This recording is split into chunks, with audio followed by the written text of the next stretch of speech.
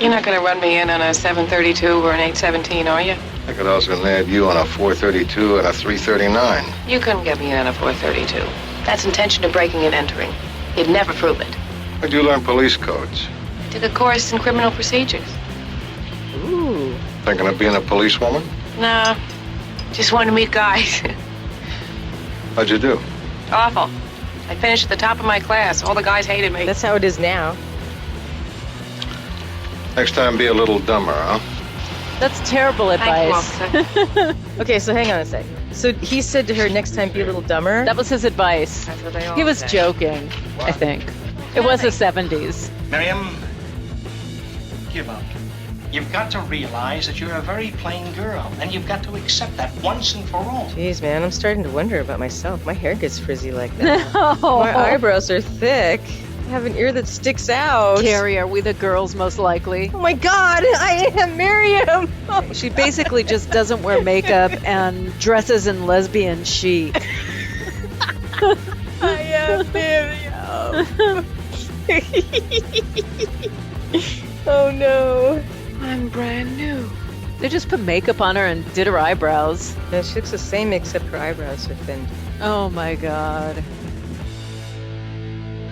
It's typical Hollywood ugly pretty. No, but I mean, it's like Ugly Betty. Ugly Betty. I don't remember Ugly Betty. None of these women that are supposed to be the ugly girl are ever really ugly. They're like maybe a little chubby and they just don't put makeup on them, or they make their eyebrows funky. And then they give them ratty hair. TV ugly is not reality ugly. Oh my God, am I TV ugly? I'm TV ugly. I wish I was TV ugly. I'm like real life ugly. We're fugly. We're fugly. Real life fuglies. Fucking ugly. No. I guess we need to put the makeup on. Girls, put your makeup on. This is what Ugly Betty looks like. She is so pretty. Wait, that's her? Yes, She's not ugly? exactly. Okay, so she's wearing braces. And glasses. She basically looks like us and most of our She does friends. not. She does not. We look like Ugly Betty. We are ugly Betties. We look like Ugly Oh Betty. no. Oh my God. We do look like her. We've got glasses on. We're a little frumpy. We're frumpy. My hair is like frizzy because of all the rain and everything, and it gets fuzzy. I tell you, these girls aren't that ugly, or it's sad if they think that that's ugly. We've got strong eyebrows too, right? I've got very strong eyebrows because I don't pluck mine. We've got strong eyebrows. It's so sad. The only thing that we don't have that Ugly Betty has is braces. They're actually way better looking than me. That's so sad. Are you saying the ugly Bettys on TV are better looking than us? Well, not you. I'm saying in my case. We're fugly Bettys. I'm a fugly Betty. I'm a real fugly Betty. We're fugly Bettys. We're fugly Ay. Bettys. She just needs hair product. That's it. She just needs hair product because it's a little frizzy. And what's wrong with glasses? I know. What's wrong with glasses? I like glasses. Me too. I think glasses are I think Ugly sexy. Betty's very pretty. Yeah. She's gorgeous. To help people. Come on. Anyway, they're not ugly. Basically, the premise of a lot of these kinds of movies is that they turn women with lesbian style into typical straight girls. Right. Wait, is that a real lesbian? It's all confidence because that Miriam, she was so smart and so talented and so witty. She just had to be more confident with that and not like hide herself. Now lesbian fashion is totally cool and popular. Yeah. Try not to be afraid of it. Ugly Don't be pretty. afraid. Don't be afraid. Yeah, bitch. Work. Welcome to another B movie with Keri Ann. Yvette, woo! Woohoo! Yes, this is a different show, different than usual, because we'll be talking specifically and only about lesbian chic. Do you think everything is gay? Like cool things. Pretty much. Okay, yeah. Well, we watched the TV movie, made for TV, 1973. One of my most favorite movies growing up. It was so good. Girl, most likely to. Joan Rivers, writer. Yes, she wrote the story, the teleplay, along with Agnes Gallin. A lot of one-liners. Yeah, great one-liners. I mean, it's definitely, it's written by a comedian. And a lot of old comedians are in it. So it's very old vaudeville slapstick. Yeah. One of my favorite movies. Yeah. It's great. It's great. It's a lot of fun and has a lot of great energy to it. It's really lifted me up. It empowered us. I'm so happy. I'm ready to just go out there and start killing people. I know, it's terrible. Oh my gosh. The evil, abusive people of the world. I mean, there're just so many douchey characters. Yeah. Yeah, and it's 1973, so. And that's the way people were in 73. And in 23, I didn't see this when it first came out because I was too young. So this is my first time watching it. Wow. But Yvette, you've seen this many, many times and you love it. Many times. You know what? I related to the character so much, not her intelligence. I mean, I'm not saying I was a super genius or anything. Yeah. But, just that not fitting in part because of my weight issue. And I was kind of a butchy little girl, so I didn't fit in. And you were tall. You're super tall. I'm not that tall. Yeah, you're super tall. I'm a big bone gal. And people are not always nice to you when you're different. I know. So just watching this movie, I always related to her character. And it was very cathartic to watch, especially as a preteen, teenage girl. And I didn't see it when it first came out either. I wasn't old enough to see it when it first came out. But they would show it a lot on late night for some reason, movies. Late night shows. Yeah. In the 80s, they would show it a lot. Stockard Channing is so funny. She's brilliant. Yeah. I just loved the movie. So Stockard Channing plays Miriam Knight. A brilliant, but what they would call homely young woman. Yeah, they called her homely. They were trying to make her look like she was a little chubby. With a unibrow. She had her little Frida Kahlo unibrow. She wasn't ugly. I mean, it's like the pretty ugly girl in these movies. They're never really that ugly. They give her some lesbian style. They give her lesbian style. She's wearing oversized clothes, right? That don't really show her figure. Her hair is kind of frizzy. A little ratty. It's just frizzy. It's frizzy. She's wearing glasses. Of course, she has to have the glasses. What's wrong with wearing glasses? It makes you look smart. I like girls that wear glasses. Well, yeah. And that's the problem because no guys want, I don't want chubby lesbians with glasses. In the 70s, I guess that was, what was it? Men don't make passes at girls that wear glasses. Remember that? What was that from? I don't remember, but oh gosh, some kind of was it propaganda for some kind of makeup commercial or something? But that's something that I've always remembered. I've been told that men don't make passes at girls who wear glasses. She just didn't wear skin tight whore clothes. I mean, come on. What's up with that? You're dressed like a whore. To be pretty. Wear your cocktail dress all day. To school with high heels. To school, right. Come on, dude. So anyway, they consider her homely. I had this problem. My problem was I was a beautiful person who'd been kidnapped by an ugly body. And she's in college, and she's gone to 5 different colleges. I even changed colleges. 5 of them in 3 years, in hopes of finding the right guy. All in the hopes of finding a man. Jack knew the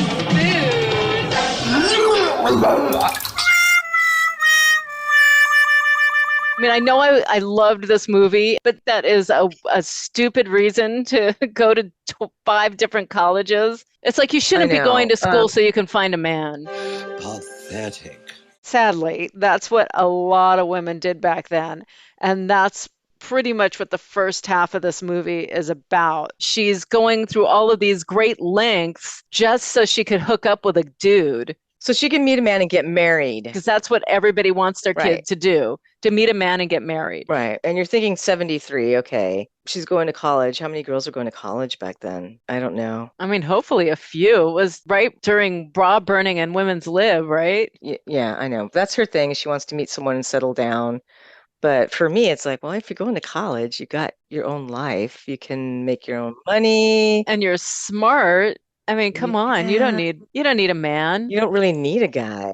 The story would have gone in a totally different direction if it was done today. I mean, I don't even think this movie could be made today. No, I mean, if you're in college and you're brilliant. Exactly. If you're that smart, those are not your aspirations. Well, and they do show us that she's witty. She's super funny. She's always coming up with these great one-liners. It's hysterical. And it is kind of a Joan Rivers thing. I mean, that was like her joke. Her thing back then was all that self-deprecating kind of humor. And so there's a lot of that in this. That's a Joan Rivers thing when she played on way back when. But, she's witty, she's smart. And nobody understands her. No, they don't. And the guys are just dumb as dirt. Everybody in this is dumb as dirt. It's like she's the only semi-intelligent person in this movie. Yes, exactly. So we immediately fall in love with her. We love her character. Basically, you, and her would be besties. We would be hanging out.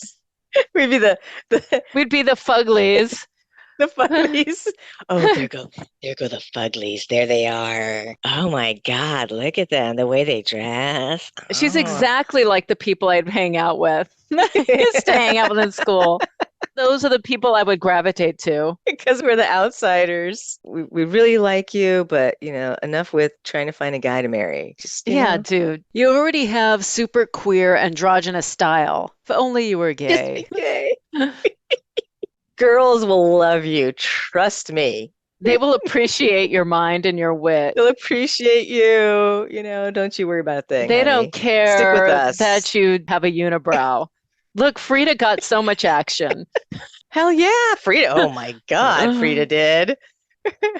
Be like Frida. I mean, she got all the guys and the girls. Mm-hmm. It's okay to be unusual, but brilliant. Yeah, bitch, work. So, she's trying to meet guys and talk to them, and they don't pay attention to her. They just kind of ignore her. The first time we see her, it starts out, she's in this huge long line to register for college. You actually have to register in person. Yes, kids. You cannot do this online. There are no iPhones. There are no computers. No. This is not a possibility. You have to stand in a queue and wait your turn. And then they all used pencil on paper. And so it took 1 billion years. And guess what, kids?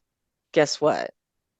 Sometimes we'd have to go super, super early in the morning before everybody else and line up at the frickin' bookstore at the college. Oh, yeah. So that we'd get first dibs on the used books so we wouldn't have to pay a fortune for a brand new book for our class. And we would wait in line for hours. No cell phones to entertain you. You had to look through catalogs to figure out your class schedule. Yeah. It was a nightmare. Oh, wow. Look at the line. We'll be here for hours. Registration's got to be the worst part of college next to studying. I know a senior who missed her graduation. Years later, they found her in line, still trying to register. And we walked through the snow for miles. I know, for miles. And our bare feet because we didn't have shoes. Just a little insight, though, into why she's waiting gosh. this long line. And these cute girls will come up to these goofy guys and say, Hi, can I get in front of you? I just can't wait in line all day. My channel fades. Well, you hop right in here, honey. In the meantime, she has to go to the end of the line. Hi, can I get in front of you? I just can't stand in line all day. My tan will fade. No. No. And she was trying to use the same lines as the other girls. It just was not working. It doesn't work. It was so sad. So she ends up at the end of the line. But she knows this. She knows this is her life. She's pretty much come to accept it. She knows the score, and she muddles through in the hopes that maybe one day someone will really see her for who she is. And she never gets so down that she's just totally depressed. And there's always that hope that she has. Comedians wrote this. So the character throughout this has the ability to cope with sadness through humor. You know, it's like you keep going and you make a joke about everything, even though you may be dying inside. Right. And you just keep going. That's how she deflects all of the sadness and the disappointment. Because of all the traumas. So you learn to be a little sardonic. And to kind of try and keep uplifting ourselves to keep going. To keep going. Right. Because what can you do? Yeah. You can either be totally depressed and give up. That's why we create this mess. So that's what I'm saying. I mean, that's like the horror movies, remember? It's like getting through trauma and that's like comedy. That's the way you get through that trauma. You need to laugh to make it through. It's like if you don't laugh, you're just going to cry. And that's why she's likable too. And that's how she's relatable. Exactly. Very relatable. Don't let them knock you down, People suck. But, got to keep going. And granted, a lot of the characters are really two-dimensional in this movie, other than Miriam Knight's character. And it's fun to watch. But because of that, it's like she has the second sight that none of the other characters in this have. She's so self-aware because she's been through so much. And she's also aware of where everybody else is at. All the other characters in this movie are shallow and narcissistic and basically clueless. I really liked this movie. It was funny. Yeah. So she's going to college. She's trying to meet people. And she runs into Moose. Moose, who is actually one of the actors from Chips. It's the blonde dude from Chips. Larry Wilcox. He's so young. Oh my God. Oh yeah, he's a young stud. My name's Moose Myers. What's yours? Yeah. He's a football player. And he, kind of blows her off, but she helps him a little bit with registering for classes. She has to help him pick his classes because he's a typical dumb jock. He's the football guy, and everybody loves him, and he's popular, and blah, blah, blah. He's like the kind of guy that gets away with everything because he is the good-looking first-string quarterback, and so everybody lets him get away with everything. Except one of the teachers is not going to let him pass if he doesn't actually work on the class and do his homework and get with the program. And he's pissed about it. Yeah, he is. At one point, Miriam is asked by the teacher to tutor Moose. Mr. Myers, I hope you're aware that I'm not about to give you a passing grade just because you happen to be one of the stars of our football team. I'm sorry, sir. I just can't remember all those characters' names. Well, that'll take a little study. Miss Knight, that's where you come in. Will you be willing to tutor Moose to make him understand his assignments and make sure that he reads all his plays? I'd do anything for the football team, Professor Tilson. But first, we meet Miriam's roommate. If you stay, you'll have to take the bottom drawers in the bureau. That'd be no problem. I don't have much. And there's not much room left in the closet. You'll have to use those hooks at the back. We're gonna get along just fine, Heidi. Is there a bed under all this? Her horrible roommate, Heidi. She's awful. Platinum blonde. She's got the pointy boobs. The booby bra. The booby bra. That's the pointy boobs. That was a look. 1950s gigantic pointy boob look. Yes. And she's constantly working out. She's working out on that stupid, what is that thing that they used to have in all of the shows? The jiggly machine. The jiggly machine. What does that do? What is that? Some people who are listening to this may never have seen anything like that before. It was even like in the 50s. And like in the 50s, 60s, 70s, they had these things. And you get on a platform that looks like a treadmill, but you don't run on it. There's just this big giant belt that you put around your waist and it jiggles you. Yeah. What are those called? Fat jiggling machine. A fat jiggling machine. Did they work? Vibrating, how does that vintage work? Vibrating exercise belt. And you're not exercising. It's like, does that actually work you out? You just stand there as it jiggles. As it jiggles you. You know what to do with that big fat butt. Wiggle, wiggle, wiggle. Wiggle, wiggle, wiggle. What did they think that was going to do? As a vibrating exercise belt. I don't get Jiggle it. your fat off. Wiggle, wiggle, wiggle. Jiggle your fat away. That's what it is. Jiggling machine. Can I do that? Yeah. I just want to stand in a jiggling machine all day, see how much weight I lose. It's marketed as a means to get maximum exercise with minimum effort.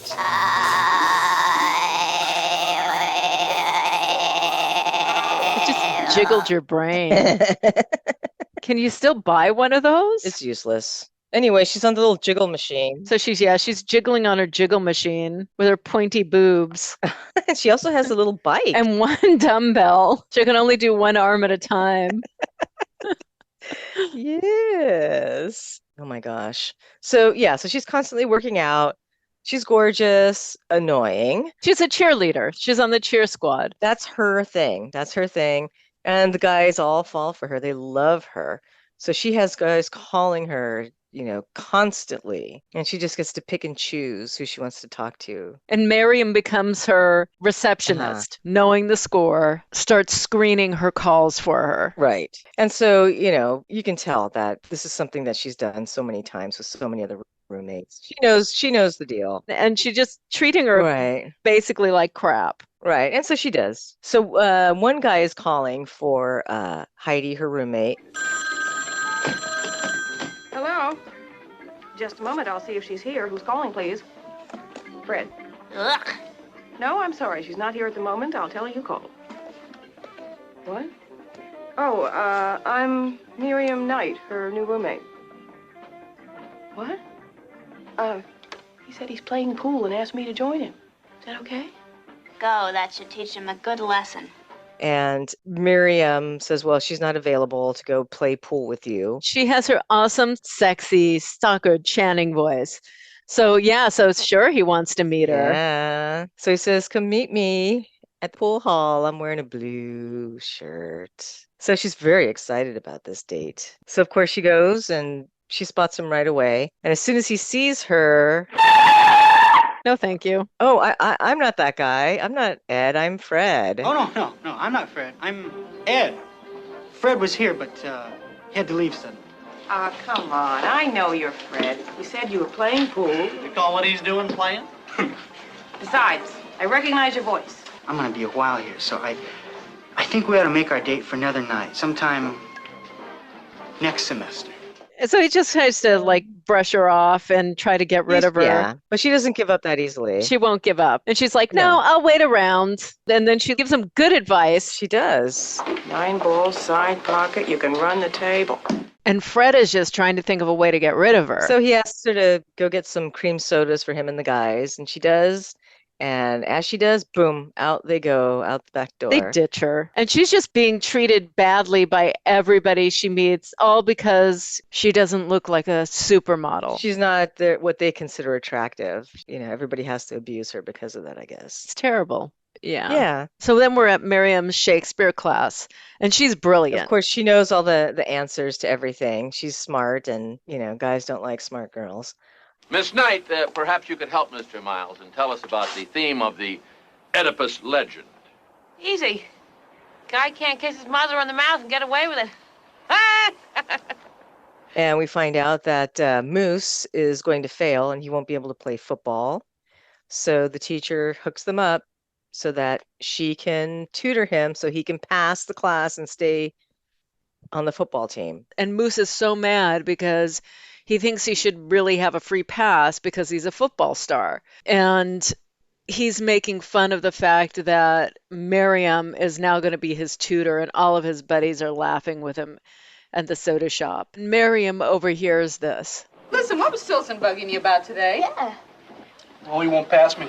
I'm first string, probably All-American. He won't give me automatic passing grade. Oh, man, that's heavy. That's bad stuff. Rabbi's trying to be helpful. He got me a tutor. Oh, yeah? Who? What do you got? Miriam Knight. You got it. Miriam Knight, she's a dog. You gotta be with her all the time. Man, I would rather be playing. And she's in the next booth overhearing all of this. She's kind of doormatty at this point. Like at the very beginning, she's kind of a doormat. She's trying to just get a guy. She just wants anybody to like her. And so she sets that aside and still tries to help him learn his Shakespeare. And so convinces him to go to a drive-in movie theater where they're showing Romeo and Juliet. Romeo and Juliet.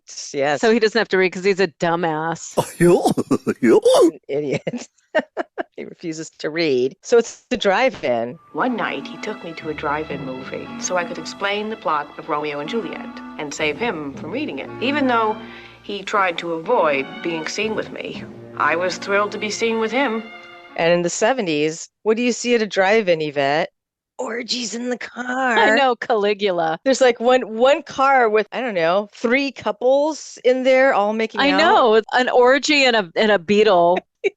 It was very shocking for my eyes. I know, it was terrible. My eyes! My eyes! That's filthy. Where's the Lysol? It reminds me of, what was it, like in the 50s when kids would try to pile into like a telephone booth to see how many to fit. That's exactly what it was like. It was like every single car, everybody's making out. So, okay, so I have another question. Was there any such thing as romance back in the day, back in 73? How do I know? I mean, all these guys are just lecherous. What I remember from the 70s is that they were disgusting. Disgusting, dirty 70s. Granted, a lot of the music and style were really cool. Music was awesome. But the 70s was gross. It was. The 70s was not for children. Ban children from the 70s. Oh, the 70s. Yeah, so they're having their... kind of sucked. And there was no romance. It was Oh disgusting. my God. Everybody's just groping each other. It's just like, wow, okay. I can't say what Joan Rivers' experience was back then, but in the movie, every time a woman walked by a man, she was either catcalled or groped. Slap him on the ass, whatever. Man, the life that adult women had in the 70s, how tragic. You're living in a place where men had perms, they all had gold chains in their hairy chests, and they groped you whenever you walked by. It's like, how horrible is that? Oh, what a time to live. Who says romance is dead? Oh my God. Oh, the 70s. So anyway, back to the drive-in. Yeah, so they're in a little van. And he's in total full-on disguise. He looks like Inspector Gadget. It's so obvious. Bucket hat, trench coat. Sunglasses. He's hiding so that no one can see he's with her.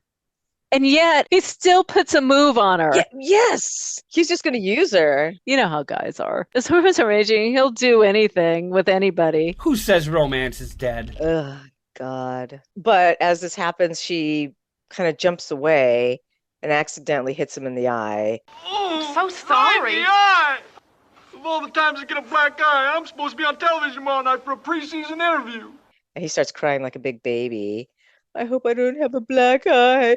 Oh, go get me some ice. Go! Let me look at it. No, go get something for it. I don't want anybody to see me like this. Sure. I'll get you some ice from the refreshment stand. And as she leaves to get ice for him, as she leaves to get the ice, the friends recognize him from the other car, from the orgy car. Hey, Moose! What kennel did you find her in? Moose, can I have the pick of the litter? Hey, Moose, we're gonna go for pizza. Why don't you lose her? So the orgy kids pressure him to ditch her. He takes off, and there she is with ice for him, and she sees that the van is gone. So he just zooms off without even taking the speaker off of the car. Right, and she could see the little end of the wire from the speaker. So she knows he's gone, and she's just kind of hands up like, ugh. Moose! Moose! Wherefore art thou, Moose? So, there I was. Had again, without being kissed. And then, of course, it starts to pouring rain. She gets soaked. She has to go back to the dorm. She goes to her apartment, and her roommate says, Dry off. So Heidi, her roommate, locks her out of her room because she's, quote, studying with a boy, and Miriam is soaking wet. So she leaves to go to her car because it's freezing cold. She's dripping wet. So she's trying to get into her car, and a spotlight shines on her, and it's the police. And this is when we get our first glimpse of sexy Ed Asner playing Ralph. Looks like you're loitering to me. Listen, if I was going to loiter, I'd loiter somewhere nice and warm like a bus terminal. Sexy Ed Asner. Wow. Sexy, manly Ed Asner. Woo, woo, woo. So he's trying to figure out what she's doing. Are you breaking into that car? Oh, I'm a student here. My roommate won't let me in because she's studying. She doesn't want me to disturb her. So he asks her for her ID. Got 100 library cards here. Yeah, my mother's a librarian. And a card that says you're an honorary member of the union? My father's a plumber. And you're what they produced. Uh-huh. A girl who reads books in the bathroom. He realizes right then that she is a very smart girl. Right. And you can tell he's flirting a little bit. Yeah, you can see that they're both kind of flirting. And she's very witty. And, whatever he says, she's got a little comment for. Look, you're not going to run me in on a 732 or an 817, are you? I could also nab you on a 432 and a 339. You couldn't get me in a 432. That's intention of breaking and entering. You'd never prove it. Where'd you learn police codes? I took a course in criminal procedures. Thinking of being a policewoman? No, just wanted to meet guys. How'd you do? Awful. I finished at the top of my class. All the guys hated me. They're bantering about police code. Did you want to be a policewoman? No, I just wanted to meet men. No! God, please, no! She just did everything she's done so far is because she wanted to meet men. Sad. But she doesn't have police code. But, you know, you can see there's this little spark, you know, between them. And he's not looking at her like she's hideous. He's just talking to her. You could tell he appreciates her like a human being. Right, the smart girl. So he lets her go. And she ends up in the emergency room because she'd got a bad cold from being out in the rain, where she meets Gopher from the Love Boat. Love, exciting and new. So he's a young intern studying to be a doctor. First, he seems like a nice guy. Yeah. And he's very young, and the other interns kind of make fun of him. Because he's kind of naive and immature. And Miriam and him are kind of bonding about this. Mm-hmm. Because he's being bullied. And he gets teased, and she understands that. And so she thinks they're having a meeting of the minds and that they're having a connection. Yeah. And he asks her out on a date. Miriam, I know this sounds crazy, but could we meet tomorrow sometime? I'd love to. So immediately she says yes. She's like, oh, and he's a doctor. So they meet up at the hospital after hours. And it's kind of dark, and he's giving her wine. Well, wine. It's the old hooch that the doctors make themselves. It's like prison hooch. God, you know, well, it might have drugs in it. I wouldn't be drinking that shit. Well, you know, nowadays it's probably roofied. You think that he's right. You would think, well, what kind of drugs is he putting in there? This movie would never be made the way it was back then, because nowadays, if somebody offers you some weird prison hooch that they made, you kind of assume hooch. They put Dr. Hooch. Dr. Pepper? No, Dr. Hooch. Don't drink the hooch, girls. Don't drink the hooch. That's dangerous. That's dangerous. I'm not joking, bitch. Very dangerous. So, yeah, they're drinking and kind of having a decent time. Then he gets really handy and starts, Did I just say handy? He's handy. He's getting very handy. He's very handy with his tools.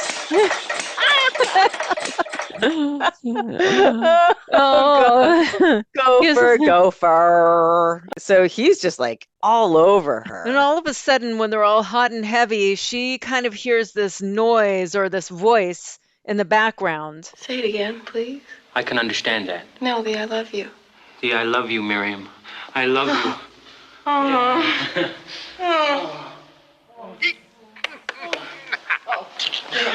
Darling, listen. It's nothing, Miriam. All I hear is silence. He's like, no, it's nothing. Don't worry about it. And starts groping her again. She pushes him off of her. She turns on the lights and realizes she's in the surgical theater. With all the other interns looking down upon them. All these other guys, all these interns looking down on them and laughing at them. Yes. And clapping and acting like idiots. So the intern starts to play it up, and he takes a bow. And Miriam, she plays along with it. Right. But you know she is devastated and embarrassed and humiliated. But you know, absolutely devastated, embarrassed. Yes. It is gut-wrenching, but she uses that self-deprecating humor so she could get out of there with some dignity. Right. And so she runs away, and you can tell she starts crying when she runs out. Dr. Gopher. Dr. Hooch, not Dr. Cooch. That's what he was hoping for. He's never going to be Dr. Cooch. He ain't got none. He ain't got none. So she runs outside, devastated and crying. Her Shakespeare instructor, he's talking to his gayest of gay directors, trying to figure out who should be the star of his next play. David, what we need is a real person Granted. with tragic overtones to play Motivation. Jen. A natural actress. Now, where we're going to find her on this campus is beyond me. Wait a minute. I think I see a real person. They want someone real with grit, someone who could really handle the part. And then all of a sudden, the camera zooms in on Miriam's sad face. That's the girl. And the gay director is just like, Yes, bitch, work. oh my God. The director is so stereotypically gay. And he's like, sweetums. Oh, sweetums. But at least there is a gay. Yes, yes. And we know that she'd be great for the part. She has depth. Everybody else is a two-dimensional character. They've never felt or experienced anything. And so we know that she's going to be brilliant. Yeah, so we're rooting for her. We're like, yes, do this. Miriam, the part is yours. I don't believe it. It's the happiest moment of my life. Rehearsal start Tuesday evening. You'll never regret this, Professor. Even though she's supposed to be pretty, I'll make the part believable. Finally, something good is happening for her. Yes. And of course, her roommate is taking the same course and is wondering why she is not the lead. The shallow, narcissistic dumbass thinks she deserves to be the lead. Right, just because she's pretty. I'm pretty. I deserve the lead. And you can tell the wheels are turning. She is planning something. Yes, you can tell. Bing, bing, bing, bing, bing, bing. But Miriam is just ecstatic. She's over the moon because this is just a little bit of good that's happening in her life.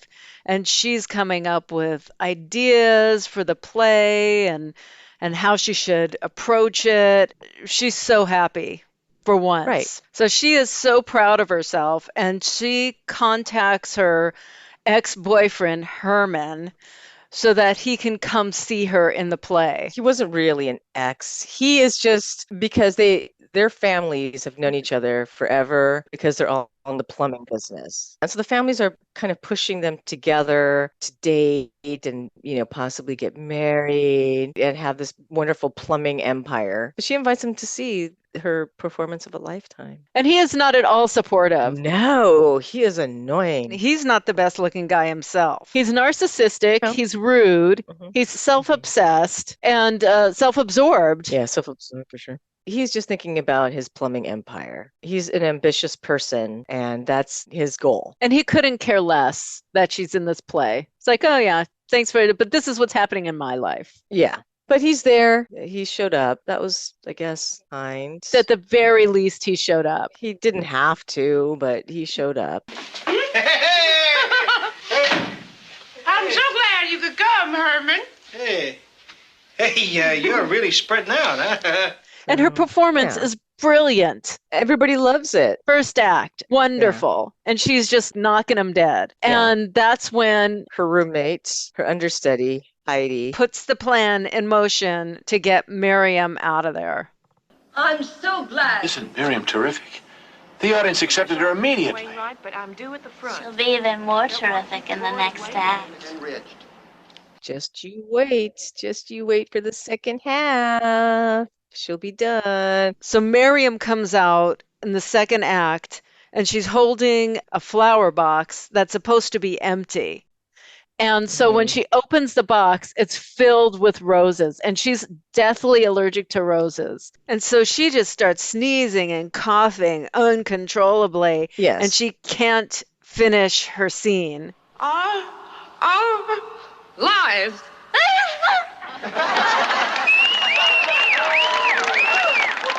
And then everybody starts laughing and making fun of her. And worst of all, Herman, he actually starts making jokes at her expense while she's egging them performing, egging them on, making everybody laugh. If we do not cure your hay fever! Once again, humiliated and rejected, she runs off the stage. Yeah. And we know that her roommate did this because she's aware of her allergies. When Miriam runs off the stage, she runs past Heidi and she all but tells her she did it. Hello, Miriam. I see you got my opening night roses. She was evil. And this is where things start to turn. So it's like a two-part act. And the first act is all of us meeting all of these creeps that treat her like crap. This is where the turning point happens. This is what her life has been since the beginning, probably from grade school all the way to college. She's been treated like crap. And this is her breaking point. She's just like, this is it. I'm done. I'm out of here. She gets into her car and she's crying. She's sniffling. Her eyes are watering. And because she's so upset, she's distracted. And this car just comes right towards her and she doesn't swerve. And she gets crunched. And this is where you see a still shot of her face. And suddenly it's like puzzle pieces. And it cracks. Just falling apart. And a bad accident turns into a potentially situation. good situation for her. Just a reminder to everybody, if you are having a bad day and you are sad or you're depressed or anything devastating happens to you, don't drive. Have someone else drive you or get an Uber. That is the most likely way you're going to get into an accident. I'm just saying. It's a PSA for all you kids out there.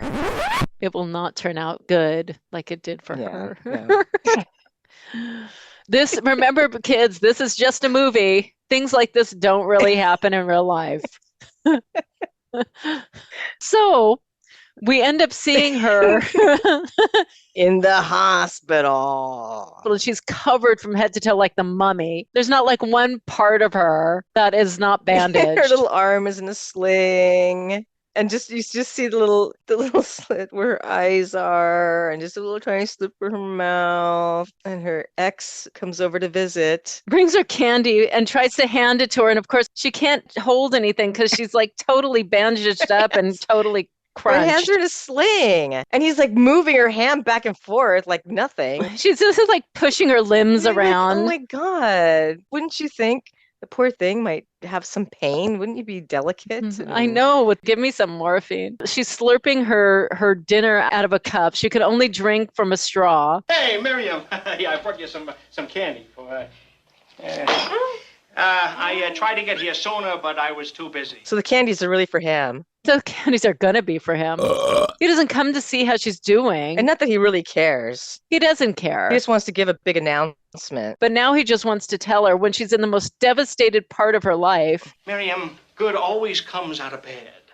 I didn't realize until the accident how much you mean to me. And I think it's time I told you what was in my heart. Miriam, give up. You've got to realize that you're a very plain girl, and you've got to accept that once and for all. You know what I mean? I got something very interesting to tell you. Miriam, I'm getting married. And then he tells her, face it, girl, you're ugly. He's beating her up after what she's already been through. It's like it's his duty as a man to explain to her that she should really think about it, that she should give up, that she's just a plain girl. I mean, what a guy, right? What a sweetheart. And guess what? I'm getting married in a few weeks, and we'd love for you to be the bridesmaid. We want you to be our maid of honor. That's if you can ever walk again, you know? It's 4 weeks until the wedding. There's no way she's going to recover by then. So he just takes his candies and leaves. He just bought them for himself. He bought his favorite candy. Chocolate covered cherries. I don't trust anybody who likes chocolate covered cherries. I like them. They're good. No. C's candies. C's candies are delicious. He's giving her C's candies. These weren't even C's. I don't even think they were Whitman's. They were the knockoffs from Big Lots. There were no Big Lots in 73. Pick and save. Pick and save candy. Kmart. Here's your pick and save candy. Sorry, we can't eat them. I guess I'll just eat them all. He ate them. So yeah, how horrible this guy is that he has to sit there and judge her and tell her what her life is about. Screw you. He's a nothing. He's a nothing. Punk. But I bet you Joan Rivers went through that shit. Oh yeah, I'm sure she did. I'm thinking a lot of this movie had to have been taken from real life situations. Okay, so this is when she has these brilliant cosmetic surgeons who are able to, quote, piece her back together. Like the Bionic Woman, she ends up with bionics. She's got the plastic surgery of a lifetime. So she gets this beautiful plastic surgery, and it makes her the most gorgeous woman you've ever seen. And honestly, they plucked her eyebrows, they put makeup on her, and they took the bandages off her, and she had full-on makeup. Was that permanent? But you know what? This is where she needs to say, I am not paying you for plastic surgery when I can tell you guys I was under morphine, I was drugged, And you just had someone pluck my eyebrows, put makeup on me. They better not be charging her I for know. plastic surgery when they didn't do anything but give her makeup. Maybe all that makeup's permanent. They're tattoo artists. They take the bandages off and her hair is perfectly coiffed and long. It's like, how did that happen? Her eyebrows are done. They're nice and trimmed. She's got blue eyeshadow on. She looks like she has mascara and fake eyelashes. Girl, please. No. It's like, come on, people. Put some makeup on her, and now she's all of a sudden drop dead gorgeous. This is how this goes. Remember all of the plastic surgery Joan Rivers had. I was going to say that. So she must have really felt like you need to change yourself physically to be able to be this other person. I was going to mention that. Right. Maybe it's the worst message of the movie, and which is a bad and a sad message. So now we're getting kind of dark, but it's really sad. You know what, though? It's really It is sad. sad. Remember, too, this is how we work things through, is through humor. Exactly. So now she's gorgeous. She was gorgeous before. I'm brand new. And the doctors are flirting with her and making jokes, and she's in the hospital, and now she's this gorgeous beauty walking around the halls. Yes. What do you know? Dr. Hooch passes by her. He's in this hospital. He's now a doctor. He's like, whoa. She realizes it's Dr. Hooch. Her wheels start spinning. Now she's like, hey, I'm gorgeous. Guess what? I know what I'm going to do. I am going to get my revenge. Exact revenge. Yes. And she buys wigs. Lots of wigs. How many wigs? We love these wigs. So many wigs. Yes.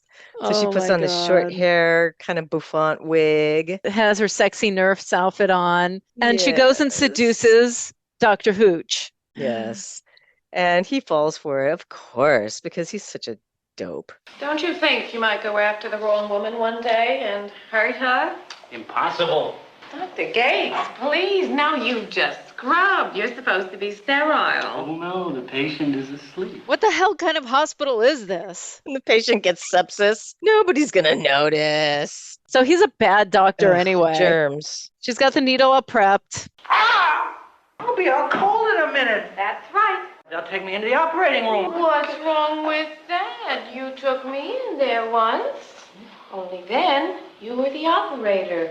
Now, I guess you'll be the operatee. I don't understand. I'm Miriam Knight. Remember? She lays him on the gurney, wheels him into surgery to another ding-dong doctor. And they're like, wait a minute. Hey, he looks a little younger than when I saw him before. I can't find his appendix. The man has got appendicitis. He's got no appendix. It was there an hour ago. Let's take out his appendix. And they look like they've got him opened up and they've got tools dropping in him and clinging and clanging. They probably dropped a wrench inside there or something. I swear to God, these guys are like from vaudeville comedy or something. Classic comics. They're awesome. It's so funny. We're losing him. It's too late. He's dead. Dead? How could he be dead? I haven't even taken his appendix out yet. Well, have somebody else fill out the death certificate. Next! Takes off. Thanks off. Oh my gosh, I'm not going to go to that hospital. Oh, it was great. I loved it. It's like a perfectly healthy young doctor. They're just removing the appendicitis and he dies instantly. And that is the first kill. I don't even know how they pin her on that murder. She knocked him out. I know. The doctors killed him.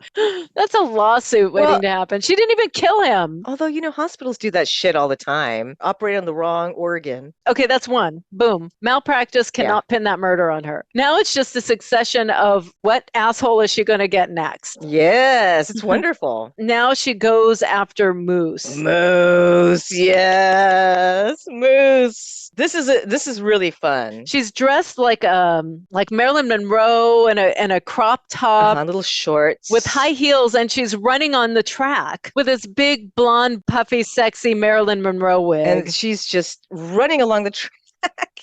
So all the guys are going cuckoo for her and they're falling all over themselves to get to her. And she's running in heels, which is something that she must have practiced. I just can't even imagine running in heels. Props to your mama. I would have broken my ankle. I cannot walk in heels. So Moose is the alpha. So all the other guys have to step aside. He gets dibs. She's just flirting a little bit, and he is just all over her. Moose, please. Not here. I know just the place. The coach's office. He's got a big desk with a roll top. No. We can really be alone. No. I know a place that's completely secluded. She really elaborate plan. Extremely elaborate plan. She hires a little plane and they go out skydiving. He's willing to skydive to a secluded area so that he could where you're gonna do the do. Who wouldn't do that? Who wouldn't skydive so that they could get with a Marilyn Monroe lookalike? Are men really that desperate to sleep with anybody that they're willing to jump out of a plane and not know how to skydive? It's probably more true than I'd like to believe.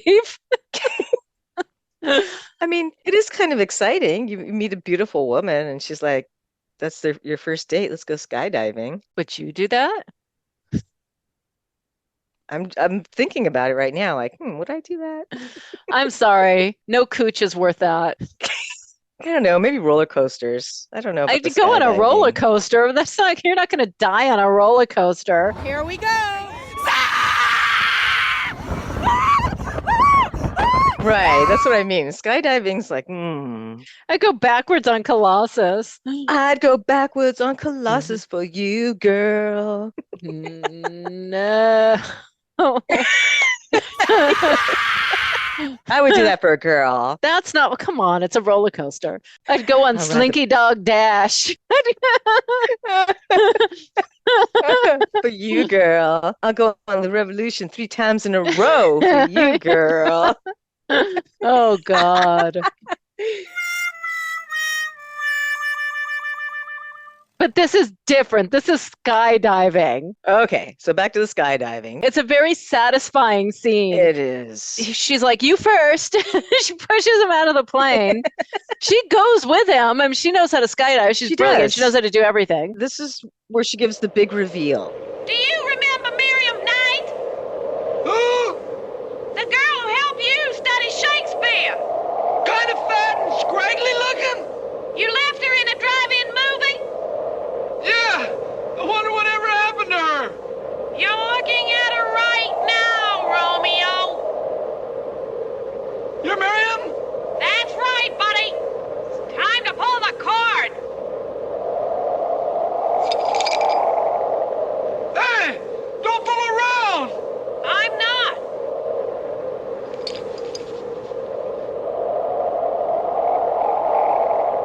But I'm a first draft choice.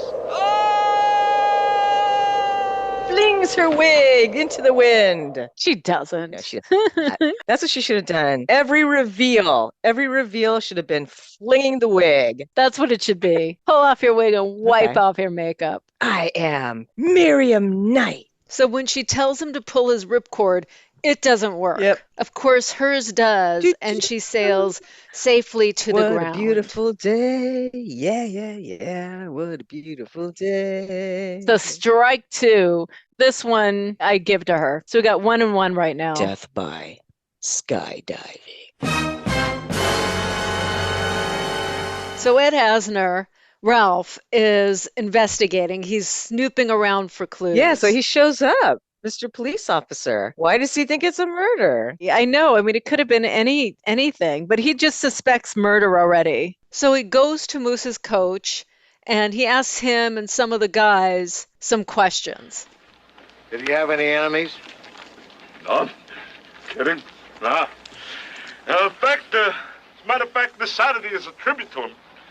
At halftime, the marching band is going to form a coffin. Oh, he was loved. I loved him like a son.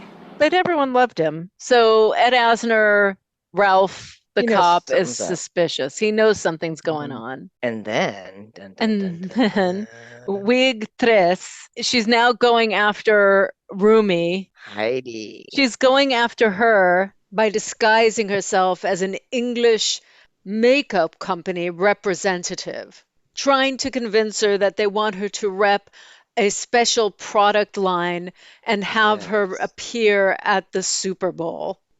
Stockard Channing also says that she's a 60-year-old woman that also uses her own makeup products. Why me? Because we heard that you are the best cheerleader around, and we feel our cosmetics are the best. Would you believe that I am 61 years old? Tell me the truth. Do I look it? She does the reverse psychology bit on her, and she tells her, oh my God, in the light now, maybe we don't need to use you, and starts to walk away. Now that I see you better, I do feel you're not for us. What? What are you talking about? Right. We can see your imperfections. And Heidi's appalled at this. I'm the one for you. I'm beautiful and I'm talented. I could do quadruple backflips. And so she takes her out into the hall to prove that she's athletic and can do all of these backflips. And at the end of this long hallway, there's a giant picture window. And Miriam opens it up. Because they need fresh air. Because they need fresh air. And she does all of these backflips in succession. Bloop, bloop, bloop, bloop. But can she do a quadruple backflip? She wants to see that. Miriam had to have calculated the exact number of backflips that Heidi needed to do to send her out the window. She's a genius.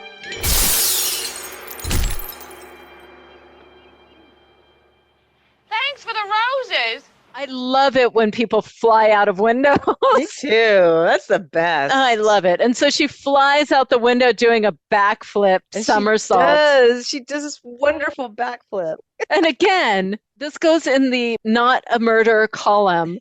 Right. The girl just jumped out the window herself. She did. She was practicing her backflips. If anything, this is a lawsuit against the college. They needed bars on those windows. It's not Miriam Knight's fault. So, yeah, they cannot pin that murder on her. No, the girl was doing backflips. She was practicing her cheerleading. She died for her school's team. Death by stupidity. Death number 3. Cheerleader dies by quadruple backflips. Strike out another one. Goodbye, Heidi. Yo, bitch. Ralph is piecing it together. Ralph, our cop. We love him. He goes to the dorm and starts asking questions, and Miriam Knight's name comes up. As a roommate. Yeah, she left. Is there anyone who would have wanted to see Heidi Murphy killed? Oh, everyone. What we're trying to tell you is it's not like we lost a good friend. Right. No one liked her. Yeah, no one liked Heidi. They're honest with him. And they said, really, nobody liked her. And so they're all in there just taking her stuff now that she's dead. Yeah, they're scavenging all of her stuff. Yeah, and so they admit to him that nobody liked her. Yeah, nobody liked her. And really, anyone could have killed her, but she wasn't even killed. She jumped out of the window doing a somersault of her own volition. She jumped doing her cheerleader act. It's no one's fault, except for the school for not having a bar at the window. These are college kids. They do crazy things. No murder here. No murder. Just a couple of lawsuits. And Ed Asner is adorable, especially in this scene where he's acting like a bumbling detective. Thanks again. How can he ever find the killer? He can't even find the door.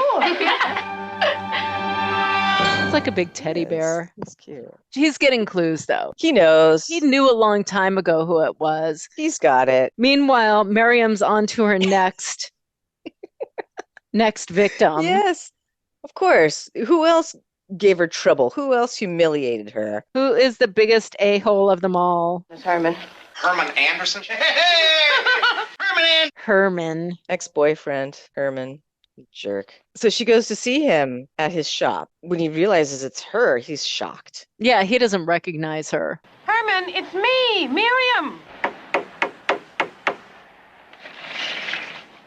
I just got out of the hospital. Well, you're the wrong Miriam. They let the wrong Miriam out of the hospital. Believe me, Herman, it's me. He's like, what? He knows that she's a quality person. He knows that she's got everything going for her. She's smart, she's witty, she's fun. Everything about her is great. And now she looks the way that he wants her to look. Now he's all into her. He just wants to bed her. Girl, please. No. So she's like, come back to my place. She had everything set up for him. He's waiting in bed. He's reading Plumber's Magazine or Digest or something in bed. And he's in his boxers and a t-shirt. Ugh. He buys her this negligee. And you kept the price tag on like I asked you to. That way, if we're careful, I can return it on Monday. That's disgusting. Disgusting. And he's got money. He could buy her something. He's the plumber king, right? He's got loads of money. Yeah. He's a plumber. Plumbers make so much money. Empire. He's got that empire. Jerk. He's a dick. Yeah. We don't like him. She gets him in bed. I love her expressions throughout this whole thing. She's just like got that faraway look, like, oh, I can't wait. Just you wait, my friend. She tells him, if you are the plumber king, she didn't say that, but if you are the genius with plumbing, you will fix it. If you fix it, this could happen. You take care of that, and I'll take care of you. Go in and fix it. Be the man you were meant to be. Yeah, you dork. And so he goes in. She closes the door behind him, pulls out the knob. I mean, I don't know how he couldn't get out of this room, though. And that it was waterproof enough for this to happen. But I don't care. It was still glorious. It was. He's locked in this bathroom. He can't get out. So she jams the towel at the bottom of the door. It somehow makes this bathroom waterproof. The water's just pouring and it's rising to his knees. Rising and getting higher and higher. And she's just like, I'll go get help. Bye. And she takes off. Hey, Miriam! Miriam! Miriam, for heaven's sake! This is no way for a plumber! Damn this daddies! And that's it. And we get to witness his demise. She flushed him down the toilet like a dead goldfish. Goodbye. That's death number 4. You can pin this one on her. She set that one up. Death number 4, drowning by plumbing accident. She's known him for years and years and years. So her mother will kill her if she does not go to this funeral. She felt like she had to go. So Ralph notices her at the funeral and goes up to her to ask her some questions. And she is disguised as a German woman dressed all in black. Who doesn't like squirrels? Who doesn't like squirrels? Maybe it was a lover squirrel, but it sounds like a lover squirrel. I love a squall, perhaps. That's what I thought she said. I'm like, what? Why the hell is she talking about squirrels? And you can tell Ralph is so into her. And the scene is just, it's so slapstick. In the background, you see the priest, and the priest lines, too. The priest lines about the funeral, too, are so hilarious. Yes. He was a devoted husband, a pillar of the community, and a reasonably priced plumber who actually showed up. And they're trying to lower the casket, and they're jumping on it, and they can't get it down. But there's like all the slapstick stuff happening in the background while you're watching. In the background, and he's asking, "Oh, did you know him?" Did you know Herman Anderson? No. I was here earlier for another funeral at 10:30. I just came to compare eulogies. I came to compare eulogies. To compare eulogies. All these ones, it's so funny. I'm like, oh my God. So she was here for another funeral, but she came to compare eulogies. Yeah, he knows it's Miriam. And so he has some roses and he notices that she starts to sneeze. Funerals are always so sad. Yes. Bless you. And then she runs away. Let's go, I'm late for brunch. It's so funny. Oh, it's great. I love it. She's fantastic. And so he goes to a modern computer facility where they have all the records of all the students in the colleges that she's in, because he needs to look up some information about Miriam Knight. And so you see this big, like full room. I love it, with microfiche computers and punch cards, and it spits out these cards. It's awesome. It's too cool. Boom. All of this for a tiny little index card. And it has all of this information on it, like that she's a pool champion and she's taken all these classes, and I mean it's got everything about her on this one tiny little card. I didn't even think those cards had words on them. I thought they were just punch codes. It's pretty hilarious. Yeah. So he gets all this information about Miriam Knight on this little card from this ginormous room filled with computer equipment. And it all implicates her because everything relates to one of the deaths. So Ralph, from looking at this computer printout, knows exactly where to go next. To Fred, the mean guy from the pool hall. Miriam has concocted this 8-ball device, gadget thing. You're pretty good with the stick, baby. So she's with Fred, and she's flirting with him. And she swaps out the 8-ball on the pool table. Right. And the suspense builds as he is about to take his shot. But before he has a chance to do it, the inspector comes in. Shows up to stop a murder. Pool boy. The guy who's playing pool. He's a pool boy. Pool boy. Yeah, I'm just hanging out with this hot chick. Yeah, leave me alone, dude. Get out of here, old man. Remember a girl in college called Miriam Knight? No. Well, this is hard for you to understand. But I'm probably saving your life, Sonny. The inspector thinks he's got her, and they're driving away.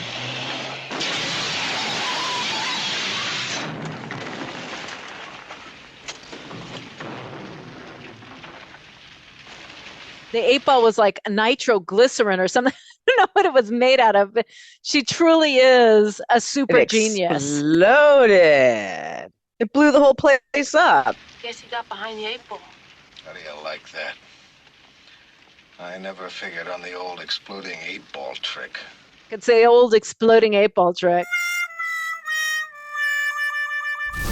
Número 5. Number 5, death by exploding 8-ball. Now they're all dead. So all the meanies are dead. And we can have a party.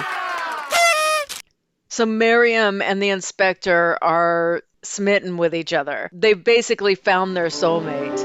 All my life, I've been looking for a man who would love me. For my mind. You found him. And he's found you. Miriam Knight. Case number 187 is closed.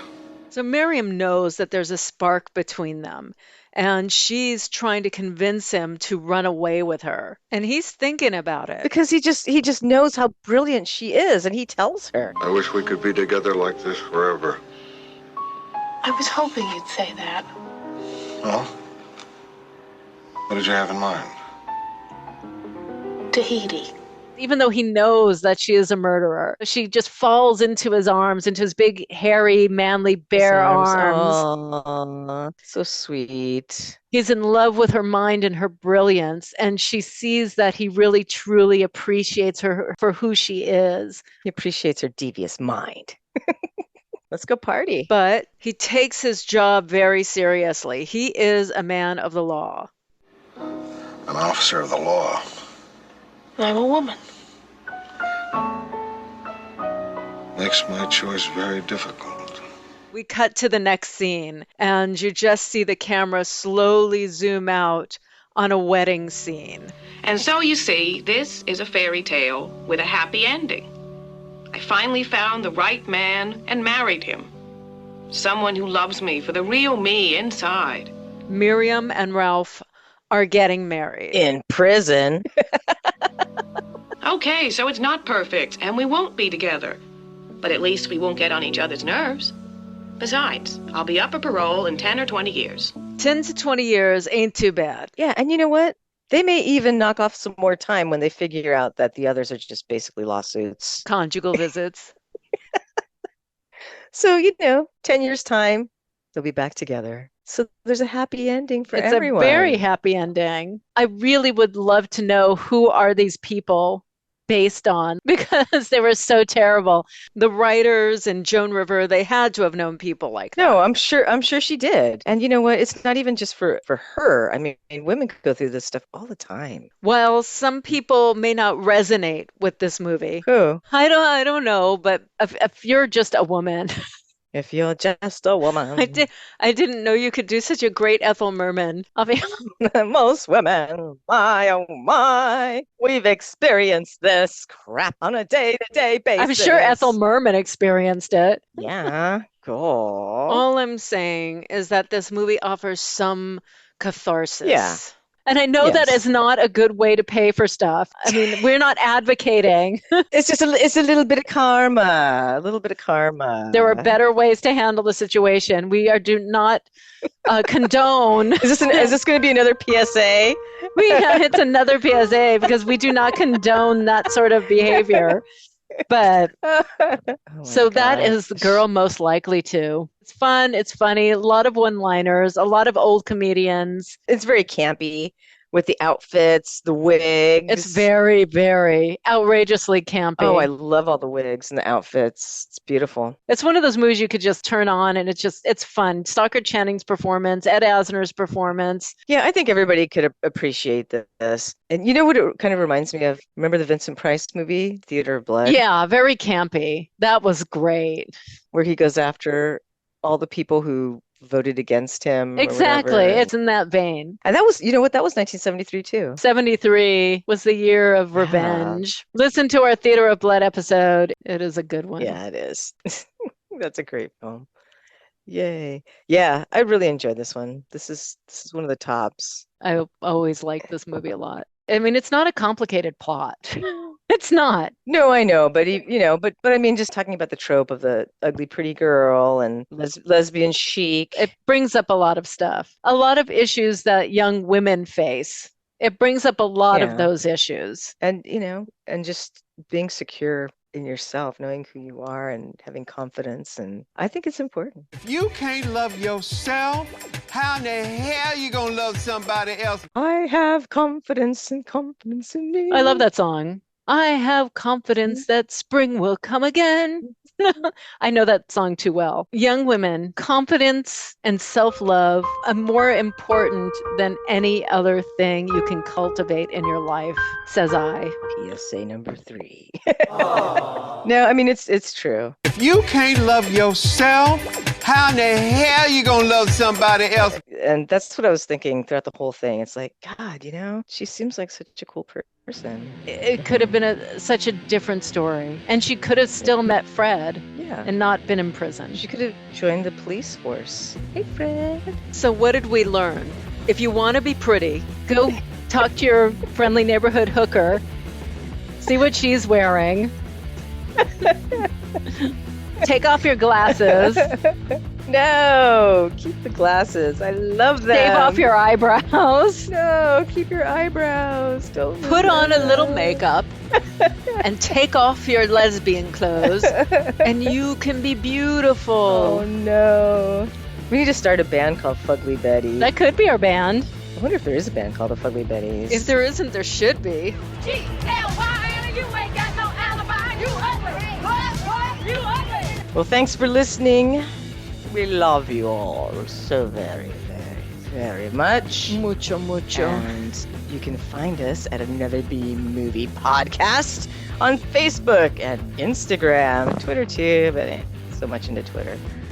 But you can email us. Twitter. We hate Twitter. If you have any questions or if you have any movies you would like us to watch or events you would like us to go to at Another B Movie Podcast at Gmail.